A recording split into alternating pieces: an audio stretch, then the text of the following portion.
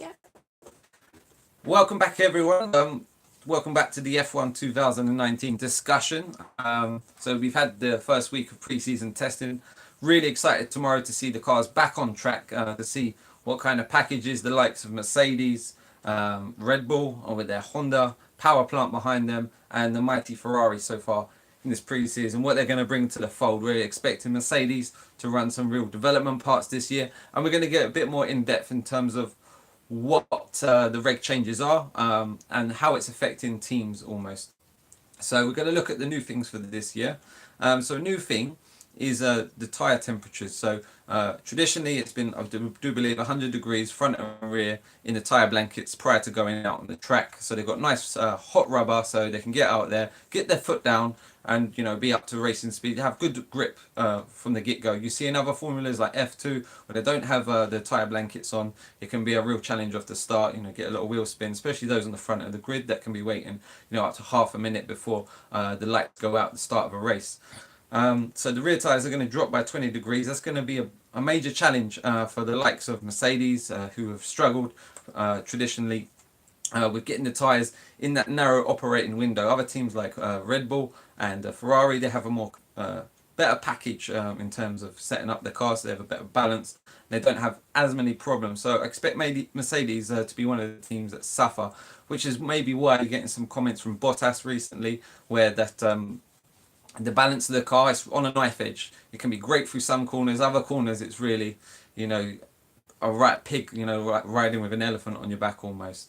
So it's going to be interesting what Mercedes bring to the folder. We expect them to bring updates this week to testing, so watch out for any new components on the car. I'll try pointing them out to you, try to get some footage from some different online sources for you.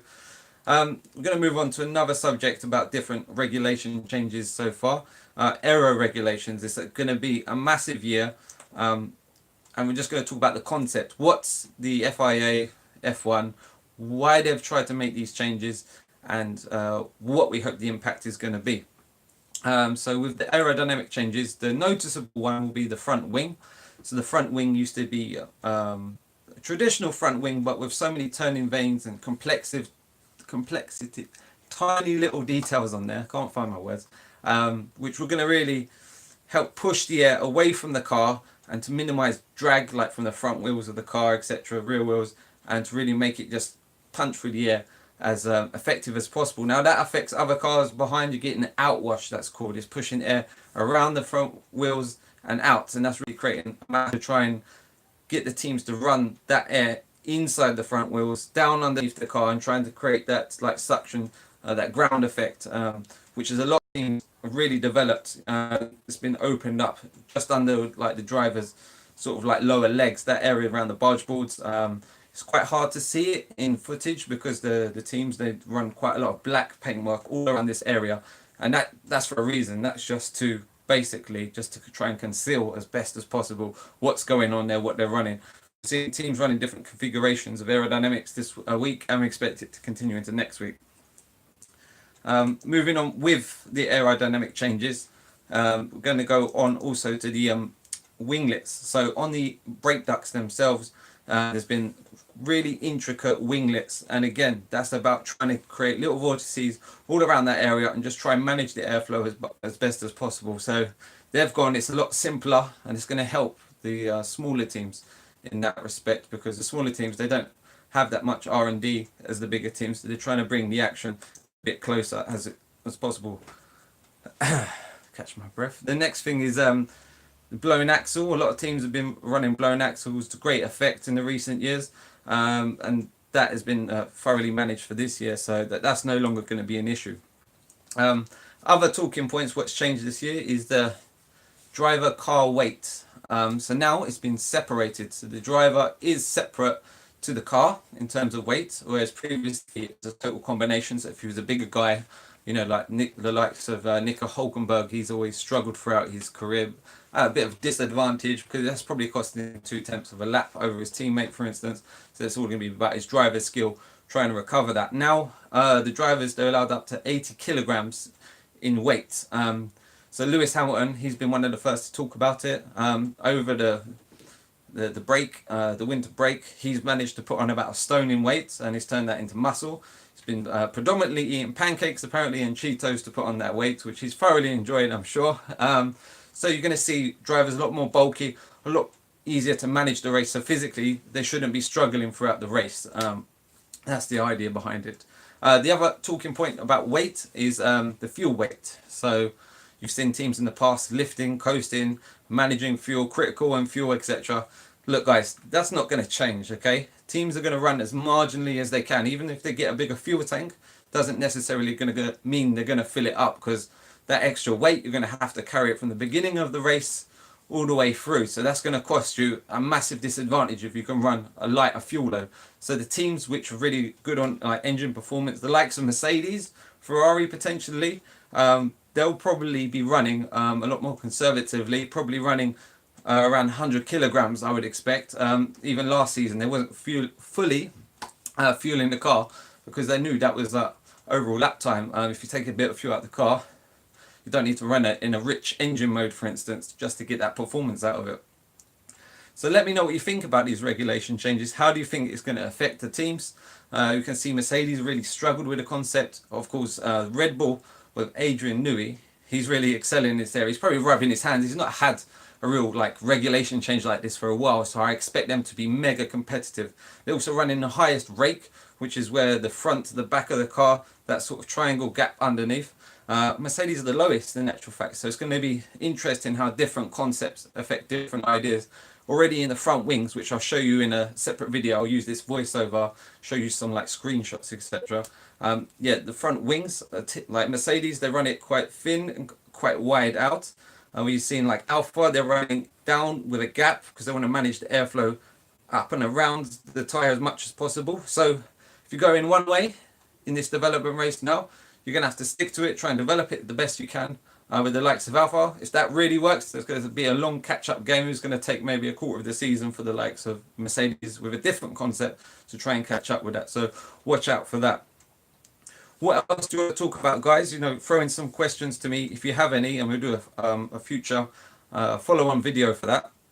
Now, another major change for this year is something we already have. It's called DRS. It's the rear wing, the drag reduction system. Now the wings have got wider, they've got deeper. So Nico Hülkenberg, he was the first to talk about this, and he said that it's like riding with a parachute on your back compared to previous years, because the engines haven't changed without much power-wise, so the drivers can really feel that down that long straight, like at Catalonia, it's really dragging you back and just holding the engine back and the whole car from the overall performance. So the DRS will be increased from 65 to 85 millimeters, which is quite considerable when you consider how big that gap is, together with an increased width and the height of the front wing. This will make DRS, they reckon, they've predicted, they've analysed, between 25 to 30% more powerful to allow more overtaking. So I know a lot of people don't like it, it's fake, but in the minute, a typical car will need about a 1.5 second delta advantage, which is overall lap time gain. So if I'm coming up behind you, I need to be about 1.5 seconds quicker per lap in order to challenge and overtake you on track. So they're trying to reduce that down as much as possible, and hopefully that will give some better racing. So the height of the wing will take the rooster tail wake coming off the back of it is more what it is currently. More than energy from the wing. So they've tried to manage the rear wing, how the air flows off the rear wing, and how it's affecting the car behind. So before, it was like driving in just to turbulence, basically, and trying to follow a car through the corner is not going to help. If it helps 20 to 30%, that could lead to some great racing, because you've seen cars in the past, they can really attack for a couple of laps, the tyres will dissipate, and then they'll just have to just back off, maybe come again, but we really hope that's going to help the racing this year. What do you think about the racing this year? Do you think it's going to be better? Do you think we're going to see more overtakes in harder tracks like the first one, Albert Park? It's notoriously difficult to overtake because of that delta and the tight cornering nature of it. It's going to be really tricky. Yeah? Okay. We're going to have a look at any messages that came in now, because I've just been notified by Laura. You can say hello, Laura. Hello. Can you just do that one? Don't need that now. Okay.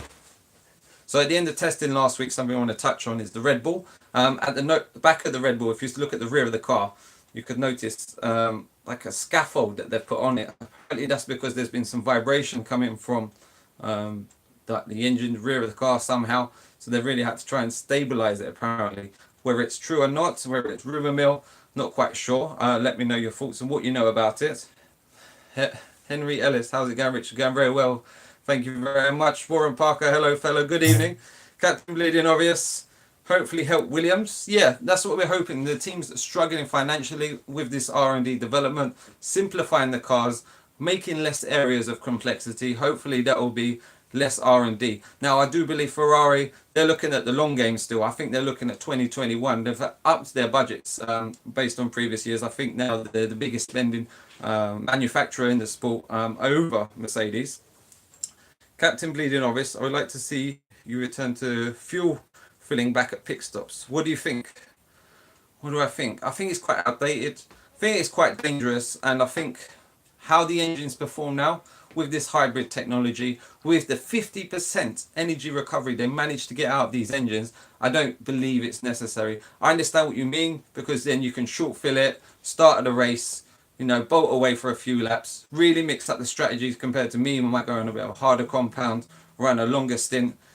It can throw up better results from that aspect, but it's at the minute we've got pit stops which are what, 2 seconds, 2.5 seconds. That's gonna go, you know, and I think that's a beauty of F1. What we have right now is them pit stops and how them orchestra, where how the guys, that front Jack man, he's got the balls to stand there in front of that car, approaching him at 60, 70 miles per hour, you know, and hit his mark, jack it up. All them boys, you know, got the gun on, wheel off, wheel on. I think it's a beautiful thing. So vibration coming from the rear floor of the Red Bull under high speed and the reverb in the tail of the rake. Okay, so that's interesting, Warren.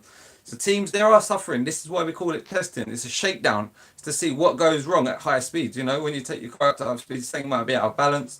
Something might not be aligned right. There might be manufacturing issues. This is what testing is all about. What else to talk about? Who do we think is going to bode well in this week of testing? Let me know your thoughts on that. I think Mercedes will come stronger. I don't see them being anywhere near the pace of Ferrari. Based on the previous year, I think they was 5th overall fastest. That was at the end of testing, and then they come out and Lewis Hamilton challenged for the race. Ferrari eventually won it due to some strategy errors, I do believe, from the Mercedes side. Anyway, let me know what you think about the little vlog. Just a little chat, little catch up with you. Nice little interaction. Thumbs up from Captain Obvious. Thank you very much. So very kind of you. I've just released 2 more videos. So I've done basically an edit of some of the live streaming that we've done at the track. So the first one that I released just now, it was like the inside of turn 1, turn 2. We managed to see a different angle of Danny going off. We managed just to catch the back end of him just going, losing it into turn 1 and him coming out the gravel. We had another separate video that was from Laura's phone. This one's from my one, so catch up with that. I'll do a little shorter clip of that as well, so you can just watch it back.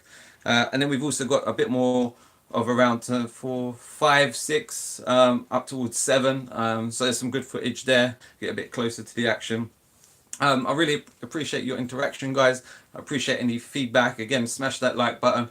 Share it out to any friends that are interested in F1. And I hope to get like a Google Live Hangout session with the likes of you, Warren, maybe Henry, Captain Obvious, you know, and we can really, you know, we can see each other, we can talk to each other, we can discuss topics. That would be great to see. But thanks for tuning in. Until next time, let's keep it F1, baby. Over to Laura. Did you turn it off? How do I change off? Okay, before we turn it off, I rebranded the channel. Okay, big talking point, of course. So you won't find me as Richard Weir anymore. You'll find Weir Racing. I like the idea using my last name, like as We Are Racing, or we could have done it We Are F1, We Are F1, something like that. Let me know what you think about the name. I found it kind of cool. Made a little logo up and everything. But let's try and make this bigger and better and do the best we can about it. I want to get you guys involved. That's really important. So if you ain't already on the Facebook and everything, we've got a little discussion group. It's small, but we're going to grow it into people who can talk about stuff. We don't want the haters who are just going to troll about Vettel or Hamilton. Like I say, I'm a Hamilton fan. Got the utmost respect for Sebastian. If he goes out and wins it this year, you know, that's it. He deserves it. So we can't say anything more than that. Captain Bleeding Obvious. Well, yeah, I like the name. Thank you, Lucas. Haven't heard from you for a while, so thank you very much. The name's perfect. Thank you very much, Warren. Great to hear from you. Yeah, so check out them videos. Bit of action that you might have missed on the live stream. Beautiful sound of F1. Love that Honda engine. You know, on the downshifts, it does sound beautiful. The Haas coming down to the end of the straight, we got some good footage when we was up in the elevated position, so you could really hear the whistle of that Haas down into turn one. What is that? Are we going to see that throughout the year? Is something going on there? They've suffered real electrical issues as the main, about 3 breakdowns. They've had a fuel pressure issue. How are Haas going to fare? They're still got the same driver lineup this year, so I'd say solid, but I don't like Grosjean too much. I think he can really improve. He should have improved a long time ago. He should have won races, you know, back in his Lotus days, got podiums at least anyway. Yeah, so the Haas on throttle, end of a straight is my favourite. Mercedes low revs is one of my favourites, and of course the Honda engine. Just she's angry when she's not driving fast. She's angry, and you'll hear me say that in some of the videos there. Massive shout out to Laura. She's really like set me up now. She's got a little stand so I can do this little little videos for you and that. So thank you very much to her. And yeah, have a nice evening. I know it's quite late now. Gonna get some sleep, and we'll catch you very much soon. Ciao for now.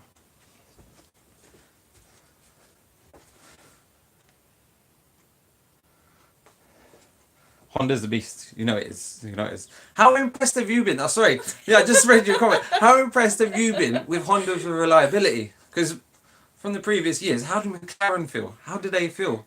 So apparently their car's going to be slower than the Red Bull. So how do you feel now as a McLaren fan? I'm gutted. They're a second team of mine. They should have stuck it, but I don't think they would have this success, and I don't think Red Bull would have joined partnership with them if it wasn't for what happened with McLaren. I think it's a blessing in disguise, you know. Christian Horner, he's over the moon with it. Well done, Laura. What a cracking. What a cracker. Yeah. So how long is it till the race now? How long we got? It's March, was it second week of March or something like that? I'm planning to go to Spa this year. I was really wanting to go to Silverstone, but I might substitute it for Spa just because I've been the last 2 years now to Silverstone. Loved it. It was down Hangar Straight, saw some great battles, saw Lewis fighting through the field and that, but I want to get a different, I just want it to be on foreign soil. I don't want it to be, you know, full of Hamilton fans. I do want it to be a bit of a mixture. We're going to get a lot of Kimi fans over there. We're going to get the Dutch fans of Max Verstappen. Of course, we're going to get some Seb lovers. There's Ferrari lovers throughout the world. Charles Leclerc is going to have a massive following this year as well, I do expect. And I've just lost any comments if I did have any here. 2.5 weeks left, Warren. Yeah, ideal. It's just around the corner, isn't it? So another talking point is Racing Point. So Racing Point, apparently they're running a 2018 chassis, and the full car is not going to be there until Albert Park, we do expect. So watch out for them. We're probably going to bring a brand new car pretty much into the first round of the season. So don't expect them to be reliable. Don't expect them to necessarily finish the race or to score that well. If they do, then they've got a great concept under their belts there. So why not go to Germany? It would be a good location for a race. Yeah, I could go to Germany. Why not? What is it this year? Is it Hockenheim or Nürburgring? Because I knew they used to alternate it. So I don't know if Hockenheim or not. 2.5 weeks and counting. Can't wait for it. So we've got 4 more days of testing. Williams really need to play catch up. They need to be doing their homework, understanding as much data as they can about their car. It doesn't look too far off the pace. I'm pretty impressed with, you know, what they've done in a short space of time. The rumour mill still persists about Paddy Lowe, his position in the team. Is it all his fault? Was he involved in the manufacturing side of it? Because he's gone from a big team like Mercedes, or maybe the scheduling and stuff is handled by other people. Is it all down to him? What's your thoughts on that? Is Paddy to blame? Is it Paddy's fault? I have a bit of sympathy. He's running on a tight budget. There's been other variables involved, such as like other suppliers, you know, just maybe they haven't been paid on time. Maybe it's a financial thing. As ugly as their sponsor is, I'm sure it's bringing in good money for them. I'm sure they're getting a great deal from Mercedes with George Russell joining the team. And of course, they've got Robert Kubica. a guy who's got a lot of experience, who's got a lot of life experience, you could say as well. So yeah, it's going to be interesting how them two fare up, because it's not going to be the full Robert Kubica that we knew about, and remember them races and his victories. So it's Hockenheim this year. So yeah, it's a track that I like. Obviously, great memories as a Lewis fan last year. Heartbreak for Sebastian Vettel. That's when his championship really started to fall apart mentally, I do believe. It just slipped away from him there. That was a massive blow. Going into that first lap, parade lap or whatever you want to call it, warm up installation lap, he must have been thinking, rubbing his hands together, this is mine, and for Lewis to come from 14th on the grid and win that race, it was just one of the highlights of the year for me. So Warren's looking forward to both Russell and Kubica ragging the Williams around. They could be a silent assassins this year. They've got great pedigree there. They've got great racing ability. But will they be close enough to that back? Because it's one big midfield battle by the look of it now. And Williams, they could be in a different league, in League C almost. We expect Ferrari, Mercedes, maybe Red Bull ahead of the Mercedes. Thinking about that, thinking with the midfield teams. Alfa are looking really strong this year. Haas have they're quite quite a big team now. They've got some great expertise behind them, so they should be strong. Renault, the works team. Renault, what can they bring this year? Apparently massive development in their engine element, the whole concept of their engine, etc. There's been a massive update this year. McLaren, how are they going to be? Make or break surely for them, man. They've been way too many years in the wilderness. They leave it long enough, they're not going to win a title again anytime soon, or races for that opinion as well. Who else we got? Trying to think of teams right now. My mind's going blank because I'm in front of the camera. Racing Point. So we spoke about Racing Point. Going to be an uphill task from the beginning. By the European season, expect them to be right back on song. Especially in them higher speed tracks, because they always like to have a very slippery car, same as the Williams. That's something they really should focus on, simplifying it, making it really quick in a straight line, quick to get a drag from the car in front. So Captain Bleeding Obvious says, come on Robert, that's my real name. Oh, hi Rob, I've actually got a name for you. That's nice to see. So yeah. Well, I really appreciate you guys joining me tonight. I know it's quite late. Don't know what time, where you all living. Where are you from, Rob? Warren, you sound like a UK lad, of course. Lucas, whereabouts are you from, Lucas? Lucas? Yeah. Getting my tongue in a twist. Bob, we'll call you Bob. Zach Brown has put McLaren on a minimum 5-year plan, which is gutting as a lifelong McLaren. Hopefully not. So you don't think Zach Brown's the man for the job? He's a more corporate man, isn't he? He wants to suck as much out of that place as he can, revenue-wise, exposure-wise. That's why he looks like he wants to expand. Use Fernando, to take him over to the States and do all this kind of, different projects. I'm not saying it's bad. It could be a good thing for the company to continue going, and help the F1 team. You see how the road car division has really taken off over the past, 5 to 10 years, for instance. So, Warren, you're up north, lad, little town of Claret and Blue. Little town of Claret and Blue. Burnley? I don't know. Burnley? Maybe? Up north, Claret and Blue. Let me know if I'm right, Warren, because I'm not quite sure.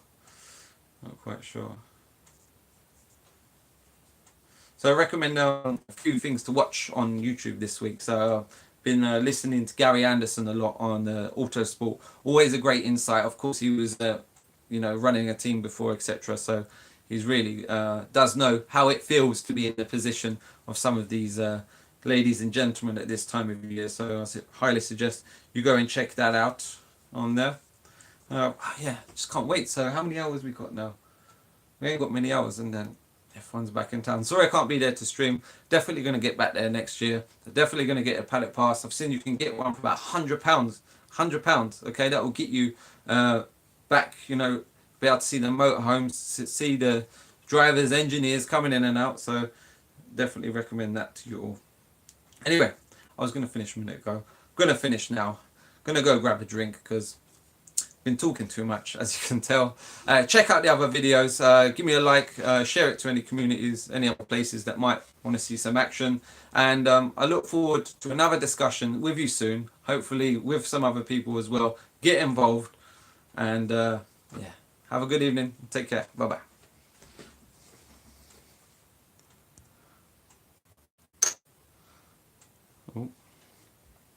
Hold that.